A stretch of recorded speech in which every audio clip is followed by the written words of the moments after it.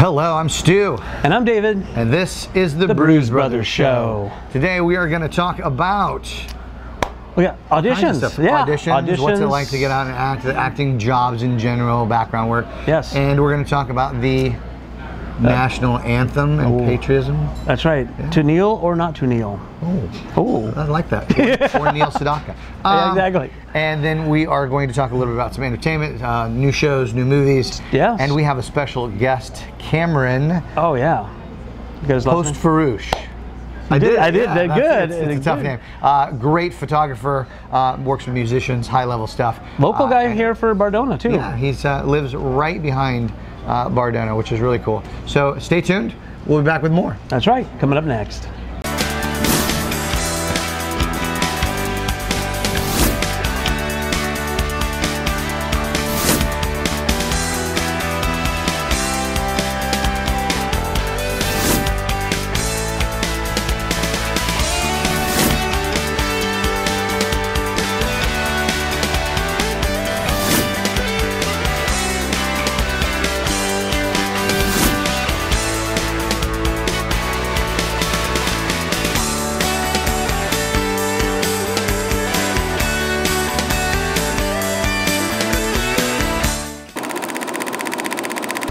So, busy week, man. A lot's going on. Tons. Did you work a lot last week? I did a commercial. Yes, I was on a commercial. It was actually a Johnny Cochran lawyer firm commercial. So, Shut up. Yeah, no, serious. He wasn't there, but... Is Johnny Cochran still alive? I think so. Or is it just his firm? Well, I don't know. He wasn't there, but there was other people from the firm. That's if it doesn't fit. Yes, Johnny Cochran, yeah. Notice that the universal everybody signal knows for that, the OJ trial. Yeah. Well, that's cool. Interesting. That's really cool. Yeah. And how long was that? It was about, we only filmed for about a half a day. It was quick. Nice. Yeah, I was a juror. Juror. A juror. Guilty. Don't say that 5 times fast. Juror. Not guilty, but juror. Yeah. Juror. So it was fun. Weird words. I did a bunch last week. I was on Bosch a couple times, and a new show that's coming out. It's on CBS's digital platform, so it's made specifically for their app. Okay. So it's one of the shows they're doing specifically for that, and it's called No Activity, and it's an adaptation of a successful Australian cop comedy. Oh, okay. So we'll see. Yeah, that sounds like fun. Yeah, it was fun. I don't know. It was kind of extra background. Pretty meaty part though. Like it's not. I like this. That one I did was really just me in a room for my part. So like definitely like your featured extra. Yeah. So that was cool. And normally I don't do that anymore. Yeah. But when it's for a major cable or movie, I don't mind because I feel like it's a learning experience. You're getting in front of the camama, you're getting in front of people that are producing. You know, right. And both of these sets, I will tell you, both of them were extremely friendly. Introduced not only to the cast, but to the director and some of the writers, which I think is really neat because sometimes as an extra, you're very similar to this coffee right here that we got at Bardona on Larchmont. Yeah. Plug. Because you're basically a prop. Yeah.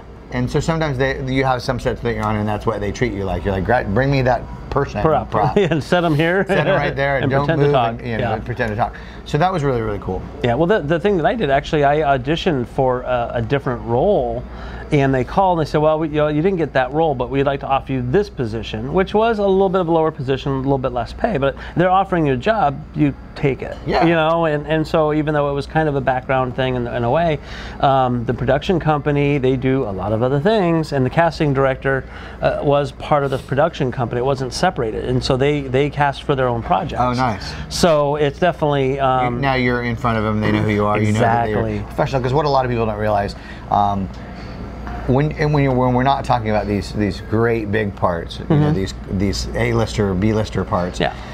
What they really are looking for is, can you deliver? Do you show up? And are you professional? Exactly. If you can do those things, you already beat out 95% of the pack. Because to be honest with you, there's a lot of people out there that are prima donnas for absolutely no reason. You're like, they've never... Even as background people. I've seen someone kicked off set because she was a total bitch, and she was a background actress. Like, you know what's in charge. You know what you're doing when you're here. You sit around and you wait. Right.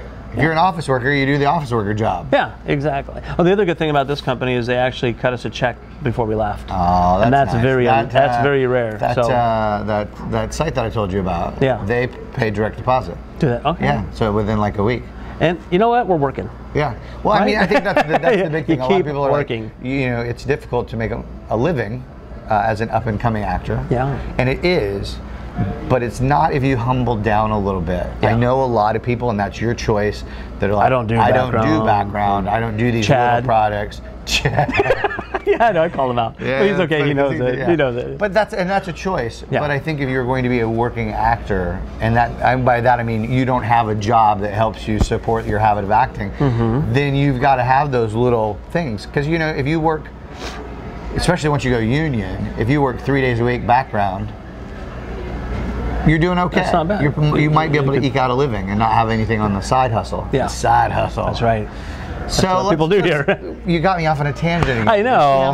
That's our first segment is acting in LA this week. Acting in LA this week. I like it. Yeah. Like it. Oh. We're getting busy. What else? Will and Grace is back. Yes, and this is not on the docket, but we're going to talk about it anyway. Yeah, they film at Universal. I was just at Universal again. I have the neighbor pass, so we can kind of go whenever we want. And they film it back there at the back lot. And from what I understand is you can get tickets because they film in front of a live audience. So you can actually get tickets to go see Will and Grace. And I know people I think it's a great really show. Like I just saw they were on the Today Show this morning, the cast, and they still have the same chemistry that they had. Exactly. They look alike, just a little older, but yeah. Surprisingly not as aged. They all aged well. Yeah. They all aged well, which is cool. Yeah, we saw, I had a rerun on the other day, and it was, oh, look how young they look. But they were funny. They gel. And yeah, and apparently they haven't all been in the same room together for 10 years. Since then. Which is a little sad to me. Like, you work with somebody for that long and you have that tight of a bond, and your careers don't allow you to ever get back together. But when that show's done, people have to go do their other things. They're already signed for a second season. Really? Yeah.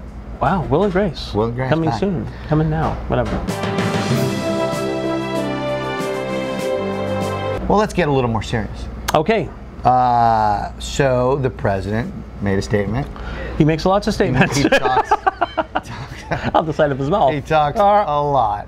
Yeah. But this particular one was aimed at the NFL, professional athletes and professional owners, professional team owners, that he really thought that it would be nice that if somebody disrespected, and we'll talk about that in a minute, the flag or the country, that kneeled instead of stand. Kneels instead of stand, whatever the case may be, that the owners would actually stop right that minute and say, you're fired, get out. Yeah. Yeah, it was a suggestion. It was a suggestion, and you said something interesting to me earlier. Someone posted this on Facebook, and I looked it up. I don't know the exact numbers off the top of my head of the code, but basically it said that it's illegal for a member of government, and it outlined specifically president or those in that type of office, to influence a private entity influence them in a way that affects somebody's employment. Yes. Basically, by him saying, you guys should fire those people for doing what they're doing, was an illegal statement out of his mouth that's punishable by fine or up to 15 years of prison. Now, is anybody ever going to pursue that? I doubt it, but it's interesting. No, interesting. They are. I mean, if they haven't by now, they're probably not going to. People are saying the president has a freedom of speech just like everybody else with their freedoms, but sometimes when you're the president, you have to watch what you're saying. Yeah. Everything has a consequence. Freedom of speech that's the thing. Freedom of speech is about the government itself not being able to tell you what you can and you can't say. Yeah, exactly. And so that immediately when he says that, that's a violation of your constitutional rights. But I think bigger than that, and when we get past him saying that, is that's part of the deal of the First Amendment, and that's the flag, what it represents. That's what those people fought for, was other people's right to say, I don't like this, I'm going to make a stand. And you can't complain about people protesting in the streets and they should do non-violent protests. And then when somebody does a non-violent protest, you're up in arms about that. So what I avenue do they understand. have? My dad was military. My stepdad was military. My brother was military.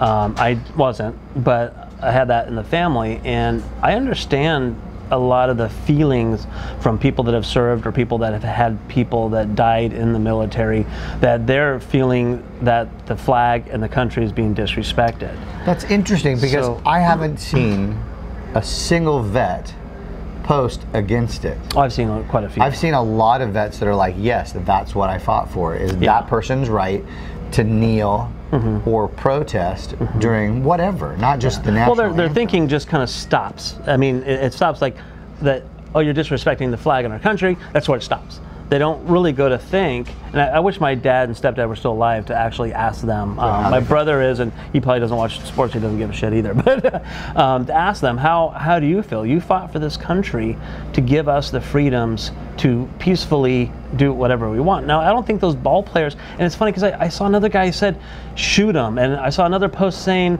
if they don't like America, they should leave the country, et cetera, and a lot of really bad things. I won't even go into it. But the thing is these players are not disrespecting the country. They're not against America. Yeah, they want to make America better. Right. Their thing is, hey, you know what? There's injustice out there. This is our way of showing that we don't like this injustice. It's not we hate America or we hate the flag. I see a lot of them kneeling with their hand over their heart. Right. Okay. They're not turning their backs to it. Exactly. They're just saying, yeah, I want you to be aware too. that I stand for this particular cause. Yeah. And that's, hey, when you're a high-profile figure, sometimes that's what you need to do. And in a way, I think it might be one of the more patriotic things that you can do as a private citizen is to have a peaceful protest like that. Exactly. If you're not actually, it's not like they burned the flag, and I know that people get up in arms about that, and I get it. It's a personal thing, but that's still a right to do. And now, I saw. What does it say? What kind of a person are you? That's maybe there's a different choice that you could have made. Yeah. But if that's what you've decided to do for your protest, boom. And people are saying these owners should fire them because they're working for the team, representing the team, et cetera, et cetera. They're not hired to stand and salute the flag. They're hired to play ball. Right. And the other thing I heard, and I didn't research this to find out if it was true or not, but from what I understand, back in 2009, the government actually paid NFL companies, teams, to go out during because they used to stay in the locker room. Yeah, they used to stay in the locker room before it happened, but they said, we want more patriotism, so let's pay these players to come out to stand and salute and do all this stuff during to be there during the thing. So people are talking about the government meddling in sports and sports and meddling in government, but the government started it. Right. They're going to pay you money to do it. Yeah. Exactly. And they pay taxes to it, so I mean it's all attached in some fashion. But I personally don't have a problem with it. But I think once you get involved, when like the president gets involved in that fashion, now we have a problem. Yeah. You just can't do it. Yeah, I mean, I personally will stand for the flag. Yeah. And there's plenty of footage of Trump not putting his hand over his heart during everybody else's. So I posted a picture of that when someone was talking. There's a little bit of what do they call it? Hypocrisy. Couldn't think of that word because I need more coffee. From Bardona on Larchmont Boulevard. Exactly. Someone posted that these players should be fired for not doing that. So I posted the picture of Trump not doing it. So he should be fired too. Right. Exactly. All right. Even Steven across the playing board. Amazing. He had a lot of supporters that actually came out against him. Terry Bradshaw came out. He was a Trump supporter at one time. And a lot of broadcasters and stuff like that. And one of the owners of the companies donated like $1 million to his campaign. He basically gave him the bird and said, I'm standing with my team and our decisions for our. Well, I think it was a big mistake because here's what you have. And you have these owners who have an equally as large ego as Trump. Yes. They are not going to have somebody tell them what they should or shouldn't do. Yeah. Don't meddle. Who do you think you are? Because they're, they feel, indestructible as well. So. And the other thing is everybody's saying to boycott the NFL. The people that are against this and the teams are boycotting the NFL. So people aren't watching it on TV. They're not going to the games. Which is their choice. Which is our choice. And I kind of asked the question, okay, how's that going? And someone did post a report of some kind, a news thing, that the actual numbers are being affected. There's actually less people going and less people watching. So these owners are potentially going to be losing a lot of money, but also so are the TV stations, that you know, the advertisers and all that kind of stuff. So, you know, boycotting NFL may be affecting. You know, so it'd be interesting to see how that really plays out. It will. It will. Now, I don't watch football anywhere. And that's the people talking, which is different. Yeah. Than the president talking. Exactly. Yeah, and then people have those rights to do it, and I don't watch football anyway, so I don't care. You know. And there you have it, ladies and gentlemen. Exactly. No, in the days of when people did the Pledge of Allegiance, right? I remember that. I will say it all except for one little part. When the one nation under God. I don't believe there's a God or gods, and so to me that doesn't make sense. But I love America, you know, and that wasn't even a part of like the In God We Trust. Yeah, originally is a relatively new. They added part into of, So people get all bent out of play, but you know, that was the whole basis of our country is to avoid religious persecution. So that's why we have separation of church and state. But they always seem to bring it in. But I like the taxation of churches. Oh yeah, that would be a whole other topic. You want to do that? We'll talk about that next week. Taxing churches. Exactly. So patriotism. Patriotism. I'm happy to be here. Yep. And hey, leave some comments below. How do you feel? What do you think about this whole protest, non-violent protest, and what it means to you? That's right. Do it. Now we're going to talk about something else. Alrighty. And now to entertainment. We love entertainment. Now our entertainment section of the show. Exactly. Did you see anything? Anything new? Some new TV shows. Yeah, I don't usually watch a lot of TV, but recently we got a nice big screen thing that it's a smart TV. Yeah, you know those big TVs. It's smart TV, and so we can get Hulu. I have stupid TV. Stupid TV. I know. Do you still have to go up and change the channel like this? Oh my God. That's funny. But and so we got on Hulu and so forth, so they can broadcast the Fox network shows, and so there was a new one out called Orville, which there was an Orville up in Sacramento. It's actually a city up there, so I thought that was kind of weird, but because that's a really bad situation, bad town. But sorry, Orville people, you don't want to get stuck through Orville. But it's by the creator of the Family Guy. Seth MacFarlane. Seth MacFarlane, guys, I think he's genius. He's brilliant. He's so talented. He is talented. He is so talented and funny. He can do the voices. He can sing. He can dance. Yeah, he's got a lot of stuff, and he's the main star in this. It's kind of I saw a portion of it. Star Trek kind of comedic. So let me hear your take on it. You know what? I liked it because I like the spacey sci-fi kind of shows, the Star Trek and so forth, but this had some comedy elements to it, and there was a few. It's a comedy. Yeah, it's a comedy, and so it kind of took a little spin on it. And there was, with the writing, there are a few kind of moments that I chuckled out loud. A couple like, oh no, they didn't say that, you know, because they like to push the limits. He pushes the limits on that. So I think they did the original. There was the pilot, then the first, and then I think the second one. And so I've seen all three to it, and I like it. I mean, it's a stupid fun show. It's nothing that's that serious, and you know, but it's. I will tell you that I went into it I wanted to like it. Yeah. I wanted to like it. When somebody starts off like that. I really did, because I like Family Guy. I like Seth MacFarlane. I like Ted. Yeah, he did that. Funny stuff, and I watched about 15 minutes of it. And I couldn't take any more.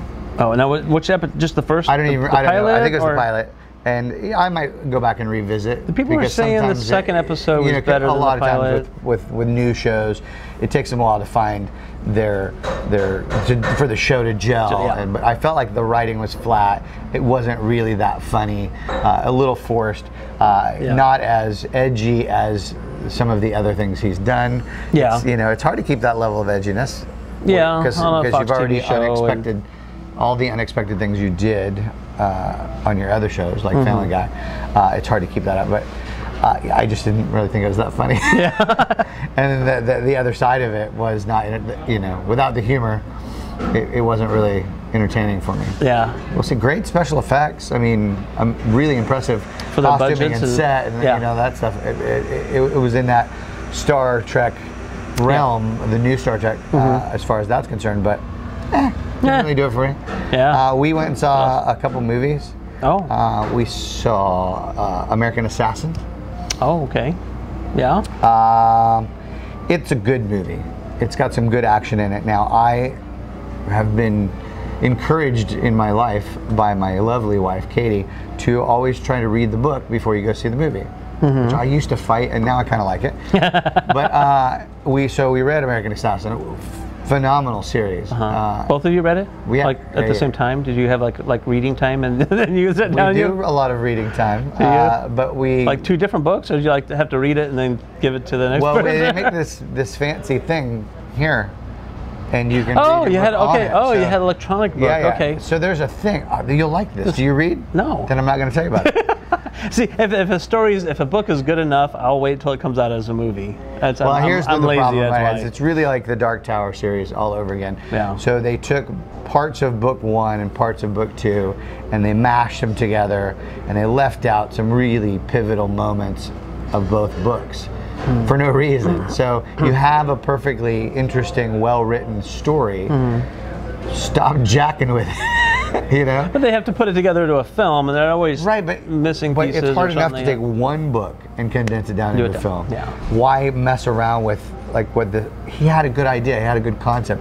Some of the things that they took build the relationship between the heroes and antagonists. You know, it's laying out that. So it was American Assassin, right? American Assassin. It's about a kid who loses someone in terrorist activity, and so he basically dedicates his life to finding a way to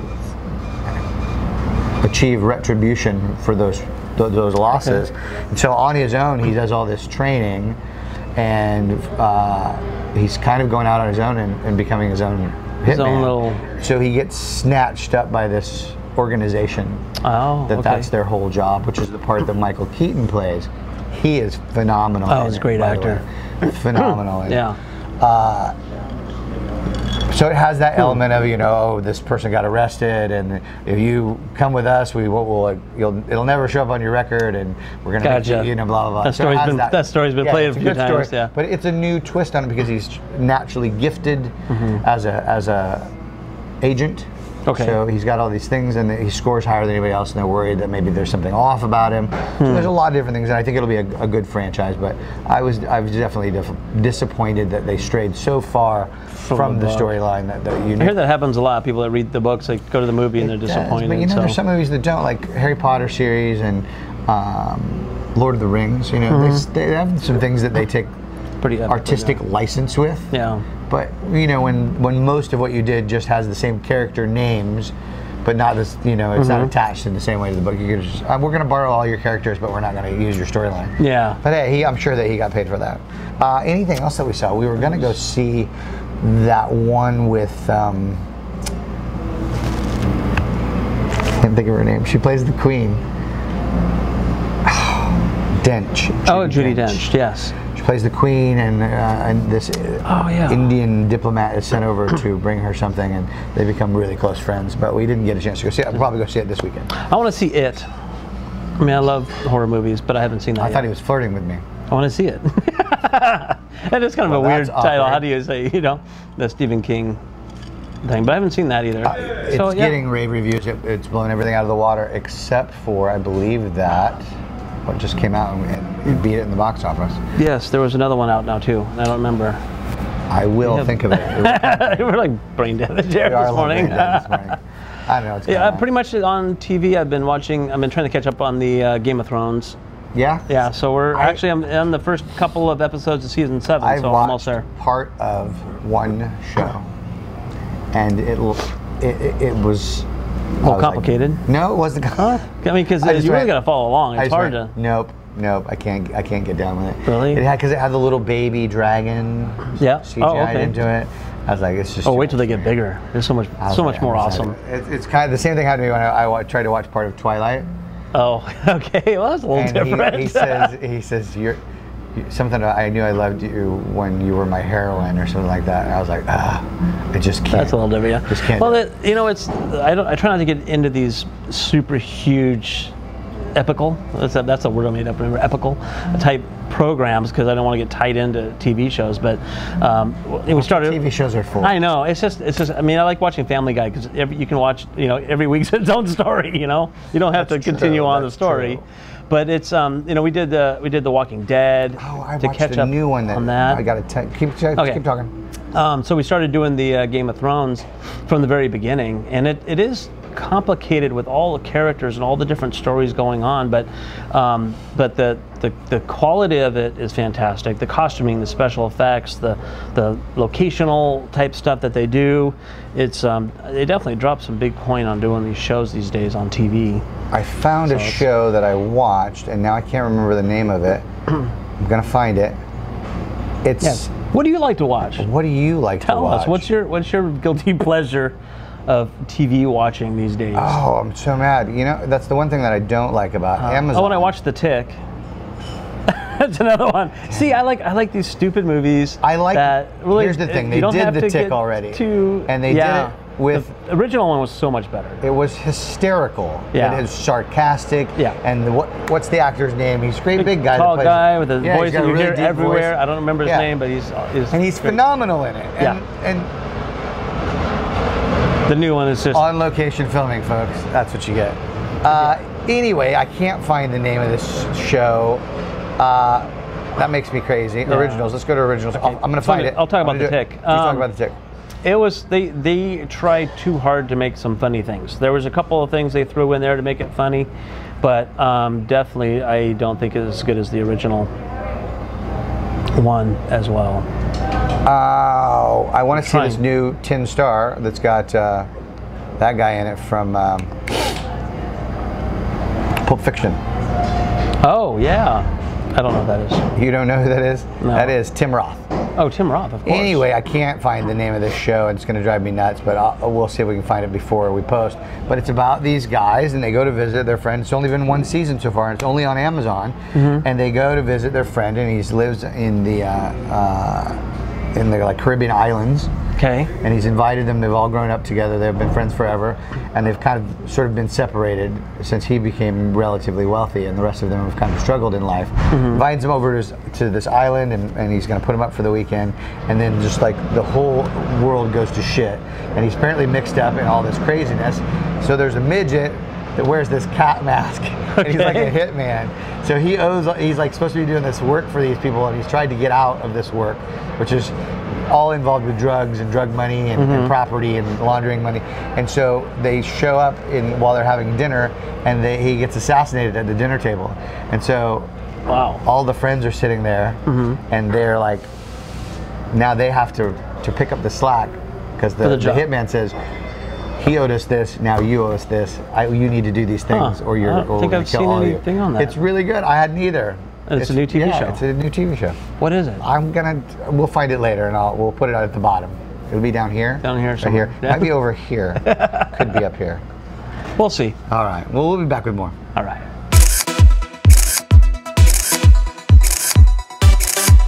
You're crazy. All right. We are here with Cameron Post-Farouche. Perfect. Did I say it right? Yeah, you got it. Is that Greek? Persian. Persian. Welsh, Norwegian, yeah. Of course, Persian, Welsh, Norwegian. It's made up. They made up a name for you. I like it. Basically. And he is I'm doing good. Good to see you again. Sure, I know. We see you all the time. is Cameron a hot commodity in photography. Go ahead. It's hot, fresh piece of pie. Hot, fresh piece of pie right out of the oven. I wish. So why don't you want to tell us about yesterday? Oh,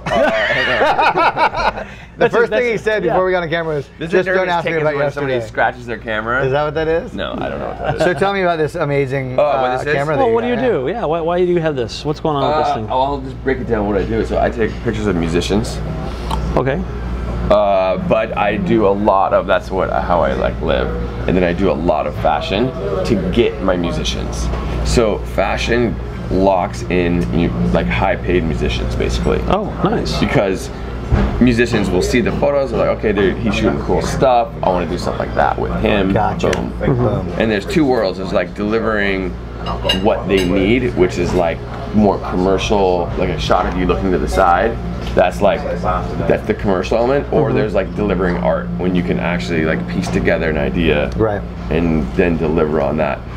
But you have to be able to do both, and you have to work well with the team. So that's kind of like, I'm always when you do a concept piece like that, do you come up with a concept, or does the client come up with a concept? It's all over the place. So usually it's me, is I'm like, okay, I would like to do this with this person. And then the way that I show that is I put images like in an email or like a PDF form or something like that, and I like show that to the client or show it to the artist. I'm like, okay, I want you burning, running down the street in downtown LA, or whatever, something like that, you know. And then I would grab imagery to show that seems harsh. Yeah. You know what I want you to do? You gotta make it happen. No, I do a lot of stuff that sometimes gets me semi in trouble, but not in trouble like in trouble with my own team of people that I'm working with. Okay. Because I try to push the envelope, like at photo shoots. Like I'm like, okay, what if she's farther in the street this time? And stuff like that. Right. Yeah. Okay. So I've had like an incident where a car hit a stylist.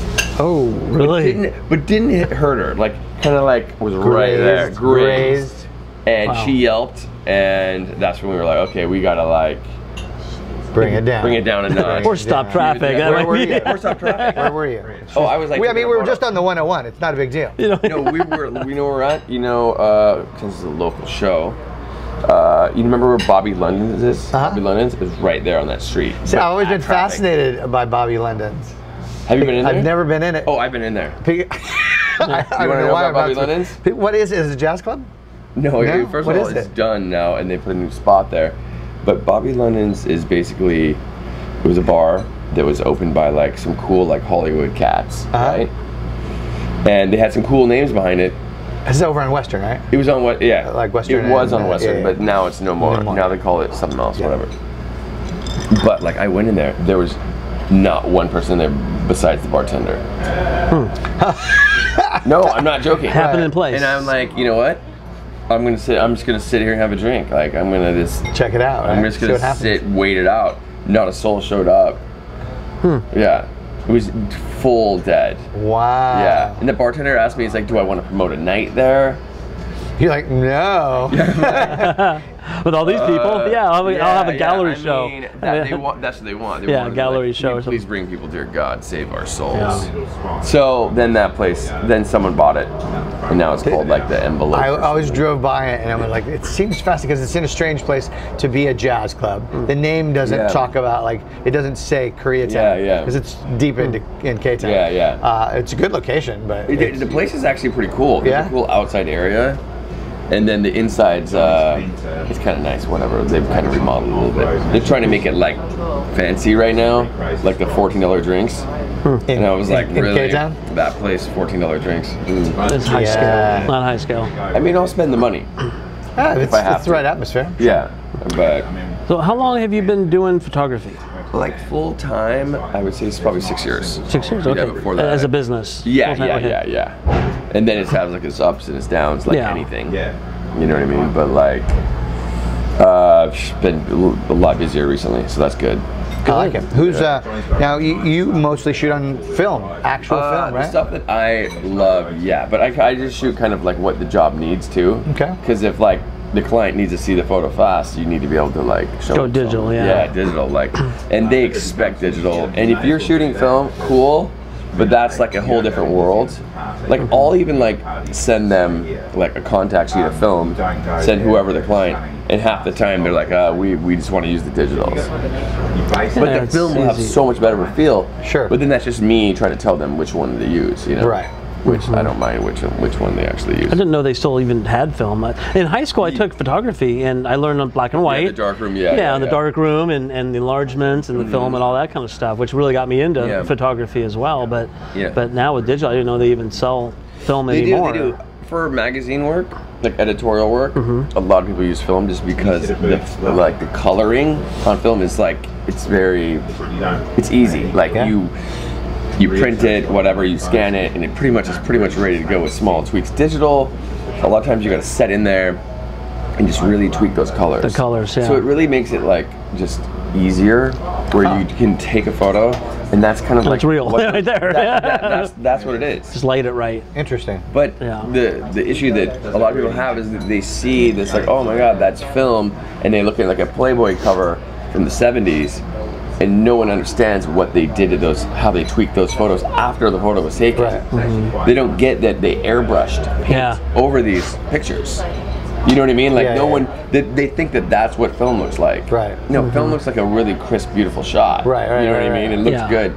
That is just, that's like art. Yeah. That's why back in the day they call it being airbrushed, because they really did airbrush. Now it's photoshopped. Yeah. That's the key catchword now. That's amazing that you know, because airbrush was actually they airbrushed magazine the photo. Yeah.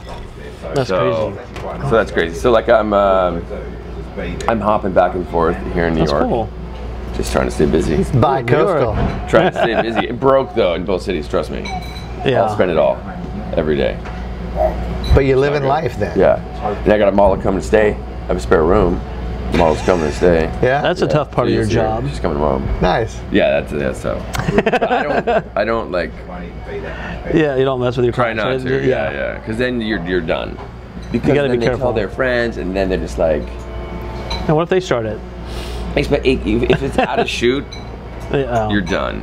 Oh yeah, I'd be professional. If it's after, you're good. Like if they're like, "Yo, let's go out, get drinks, whatever," Off then the you're clock. good. Sure. Yeah. It seems But legit. if they think that they have to like any time that they're doing it because they're trying to like network through you, Right. that's kind of weird. Yeah. I don't know. But Do you feel guys used? will do whatever it takes. Gotta get the job done. Fight people here. Oh my God. We got work to do. Don't have sex. No, it's funny. So I got a bunch of these old cameras, and I shoot a lot of these old Polaroids. Wow. This is a Polaroid camera. Yeah, So this show us this thing. This was like used in photo shoots in, I would say, the 90s, like to preview lighting in studios.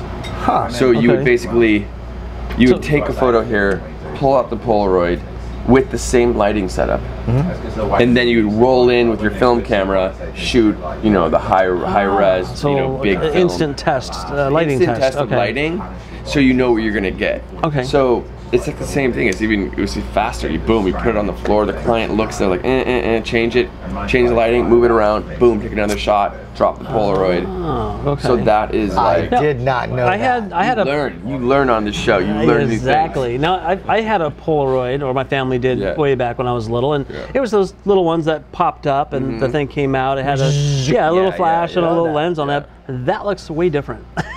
This is like the. This looks like, professional. Super high-end version. I mean, like lens on it, and This is a client impressor. Like a client comes over, they see this guy, they're like, oh, he knows what he's doing. Look Yeah. how You know what I big mean? his Johnson is. exactly. His Polaroid is Literally, huge. the bigger your lens is.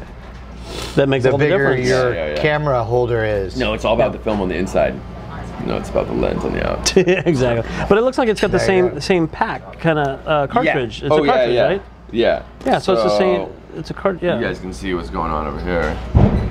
These cameras are run on eBay probably for like $400. That's all? Yeah. That doesn't seem that It bad. used to probably be like $3,000. Right. Yeah. Now, can you get film for that still? Do they You still can make get those film, I think cartridges? it's like $30. I don't think Probably, Polaroid but- makes it anymore. I think No. somebody else Polaroid does. went out of business. Yeah. Well, Like did they go Kodak. out of Was that business? Kodak?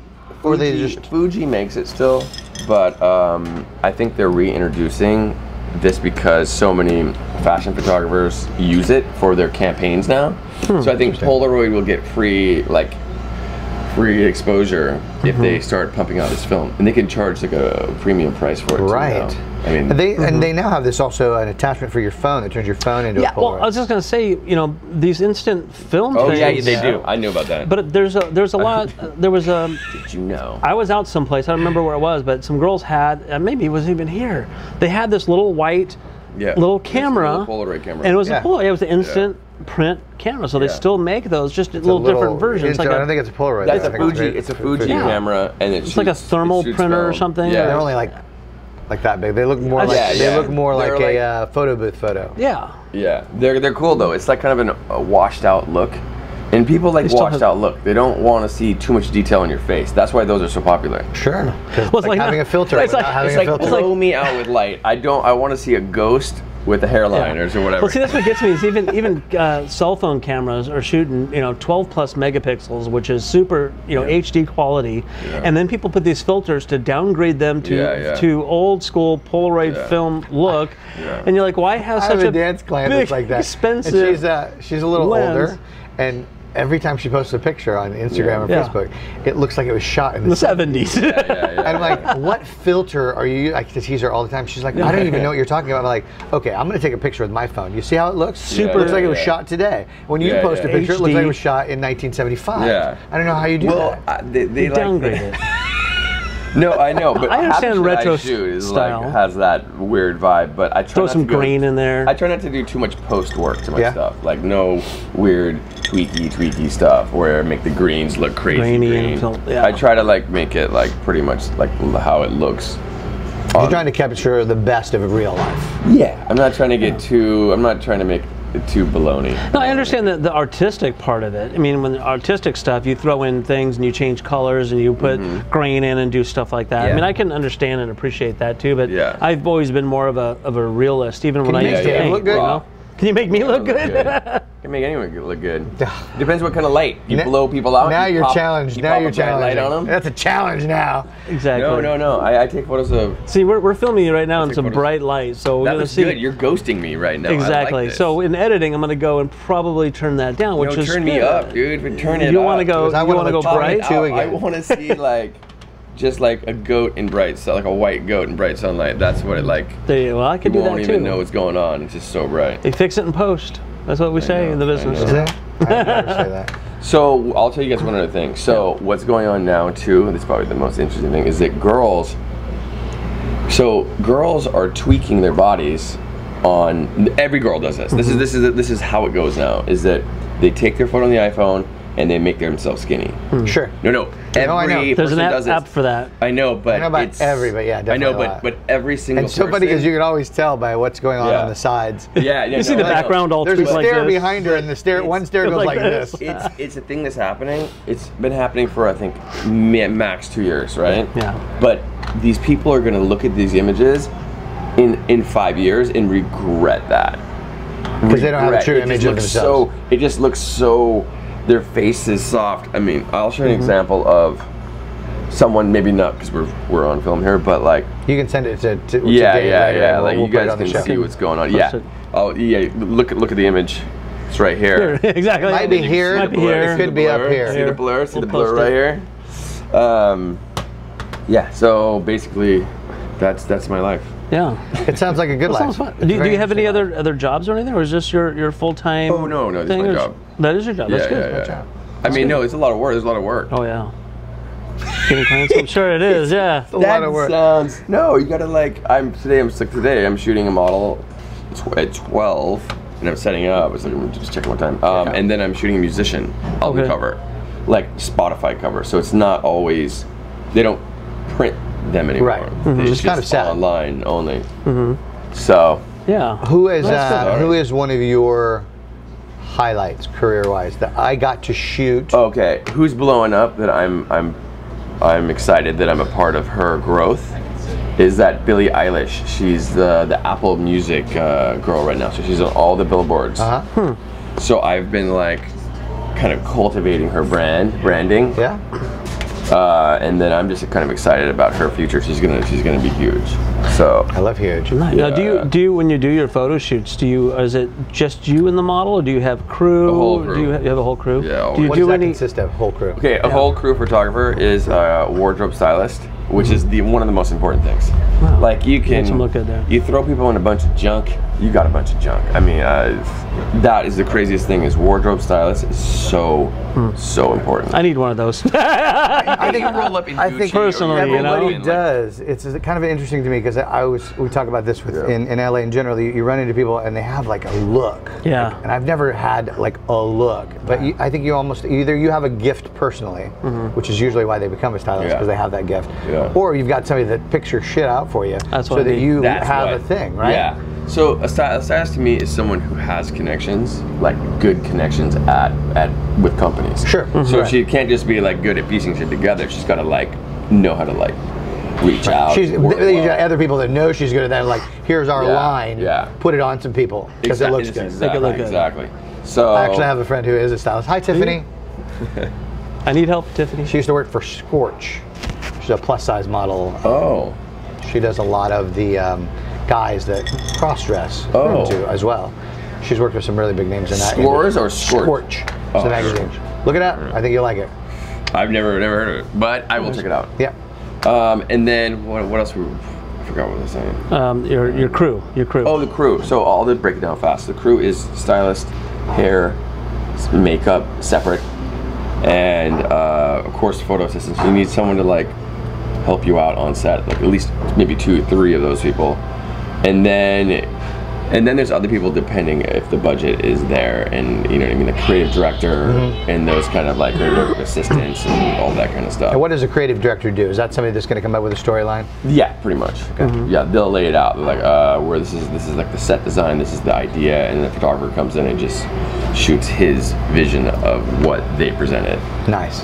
It's pretty much just it's easy. Now, It sounds kind of like as a photographer though. Yeah. Do you want somebody else telling you how to look, or what's your creativity I mean, these are level probably of that? people that are connected and doing big stuff, and you work with them, you're doing bigger stuff. Okay, good. You need so to think you like do what that. they say, You do what unless they if it's say. your own. You do what if they it's your say, own yeah. gig, then you can do your own Kind of. shots in a way, right? People still determine, because you're not the end outlet for your work. The other person, whoever's paying for this wants what they're going to push out there. That's true. Gotcha. So you've got things that you do that are personal art projects. Oh yeah, and those are things that you go, and this is how I see it. And then you got things that you're delivering for a client, and that has your specific thing that's not necessarily what you would do. Yeah. Because you might have like, oh, I wouldn't do that, but hey, if that's what you want, I'll give it to you. So that happens, and you just now. If you think it's a bad idea, do you go? No, here's some other options. No, you leave your opinion out. You don't. You don't really want to question your work too much, because that kind of questioning is just people just start questioning. They're just like, what? He doesn't know what he's doing. You know what I mean? Like if you walk the walk and talk the talk and just back your work, no one questions anything. Interesting. No one's ever. Like a Nike ad, be like, oh, that's a bad shot. No one's ever said anything. Like Nike's got money, they back it. Yeah. They back your shot. The guy's like, that shot's amazing. You believe it. Interesting. You believe it. You believe. That's all you right. can do. And the more you see stuff, the more you like it. So you're like, that photo's horrible. Then you start looking at it like, damn, that photo's good. That's how the eye works. Like, at least to me too. The more women say that after they drink a lot and they see me. At first, it's not so good, and then the more they drink, the better I get too. I think music's like that too. You have some, or you got some songs, and you're like whatever, but then it becomes a part of your lifestyle, soundtrack of your life. That's why they play everything. And you've attached emotions to it. Now you love the song. Yeah, yeah. And then you hate it because they played it 40,000 times a day for the last 2 weeks. Yeah. Now, do you ever get any? I'm thinking of it kind of for myself. Is behind the scenes shots or videos, because I do a lot of BTS photography and video. He just likes to say BTS. BTS, I know exactly, but yeah. Have you ever had that, or would you be interested in doing that? Okay. Wait, have you mean at my photo shoots? It's your photo shoots, yeah. I do. Oh, good. I do that. I have the photo assistant will go and take shots behind the scenes, just so that like the rest of the team has access to imagery that they could use for social media stuff, and not always wait for the story to be out or the client to use something. Right. It's not like they're trying to like spoil it and quickly put something. I don't like the people who just like do it on Instagram like wow fast, tag everyone fast. I'm like okay, slow down. You kind of have to like curate your work. You still want good shots. Yeah, you want an interesting shot that tells the story of the shoot. And you want a good outlet. Yeah. So that's the thing is like, people are like, oh my god, let's shoot something for this little magazine. I'm like, you know what? No. I don't want to shoot for that little magazine. I want to like shoot cool stuff for like bigger magazines that you can get better work. Like that's just like desperately trying to push something out there. So I'm a little more trying to be curated of how I. You don't take every job that comes your way. No. We were But, just like, talking about that makes as stuff different, like- actors too. Yeah. You know, there's a lot of stuff that we're not taking now because That's smart. we've gotten out of the background extra work, and now Yeah. we're looking for bigger roles, yeah. and so we don't take those little things a lot of times. Yeah, that's what I would say is like just be very specific on how you present your work. That's like so key. So like before I would have like random photos that the styling wasn't that good. And then you just wanted content. That was like the like people were desperate just to push out At the content beginning in of the it, beginning. Yeah. And then now, now I'm like, no, I'm not even gonna even talk about people that I don't want to talk about anymore. I'm gonna talk about the people that are gonna get me places I need to be, and people that I like their work too. Like Dave and I. Yeah. Yeah, like us, like on our show. I'm on the show. I Blues get paid to get Brothers on show. this thing. Exactly. The whole dollar. Pay to play in this town. It's And actually kind of true. You gotta live by that. Yeah, I'll tell you a story, a quick last story before I bolt. Okay. Before I split, before you guys kick me off. I present something to a magazine for a print, and then there's a person I work with, I won't say any names, but they have a very like diluted, like their Instagram is just all over the place, like photos of everything, like that. It's like my Instagram. I know, but the thing that I learned is that clients go on there and that's all they go now. They don't touch your website. They don't even touch it. Really? Yeah, I think if they're like really want to know what your commercial work looks like, so I tell everyone, I'm like, dissolve your commercial work off your website. Do not show any commercial work. Because you can do that now in like the tag section, but remove everything from because that's all people look at. Instagram. So I went through and I just made sure that nothing weird is tagged, that I don't want to be tagged. I like weird shit, but I just don't want to be known with any of that random basic stuff. Yeah. Especially as you get making bigger sure that that's clients. your image, and that's your brand. Yeah. So real quick before I know that you got a thing going on, what is one thing that you see amateur photographers do all the time that you'd like to tell them not to do? Doing what like perfect light is and doing what a perfect photo would be. Don't even worry about that. Just shoot stuff the way that you just look at someone and then take the photo. That's it. Oh, you Don't try to be too perfect. Don't try to be like too perfect. Like you're gonna have to network anyways to get any jobs. Trust me. And you don't want your work to just look like everyone's work. But I mean, you know what I mean. To be more I do. It's like original. acting the same way. You have to be. The only like, thing original that you can bring to it is you and your ideas. You and your eye. And guess what? If you're good with people, you're gonna get the job. And the dude that's so good at photography, But he's a dick. but he just doesn't know anybody. Yeah, It's not gonna work. Not social. If you get work, you get work. So, and that's how you get your work. I will is say that referrals. this guy is good with people. He's the people person. Maybe someday he'll be nice enough to take some pictures of us. We'll see. I do pro bono work. Pro bono. He likes that word. Bono. Pro boner. A boner. Yeah. Cameron, thank you for taking a Thanks, moment. brother. Oh, I think we're gonna bring you back. I'd like to see some more equipment. Bring Brittany back. And maybe I'm you can down. bring a couple of your models with Hey, you. I'll have How would you like models. to do that? Listen, stay tuned. I'm bringing some models on this week. Let's hear some crazy stories. Let's do that. All right. Try and set it up for a day. All right. Okey-doke. We'll see you when we see you. Well, that's our show. That's our show. That's our show. Thanks for coming. No, it was a great show. I think we did good today. Yeah, Cameron was amazing. What an interesting guy, right? Yes, and then Such a good character. I didn't know Polaroid still existed. You know. Hey, we want to thank you for watching. If you enjoyed the show, please subscribe. Yes. Click that little button, share it with your friends, and Give us a thumbs up if you like the show. Leave comments. If you give us a thumbs down because you don't like us, what do you do? we know where you live. That's right. Do we? No. Okay. But we could. Or tell us at least why. Give us a hint. Tell us what you didn't like. Exactly. If you've got an idea for the show or a place for us to come do a show, we'd love to come visit your business or visit you as an interesting character and what you do. We want to know about it. So we'll see you all next week. Same bat time, same bat station. Exactly. See you guys. I don't even know what that means.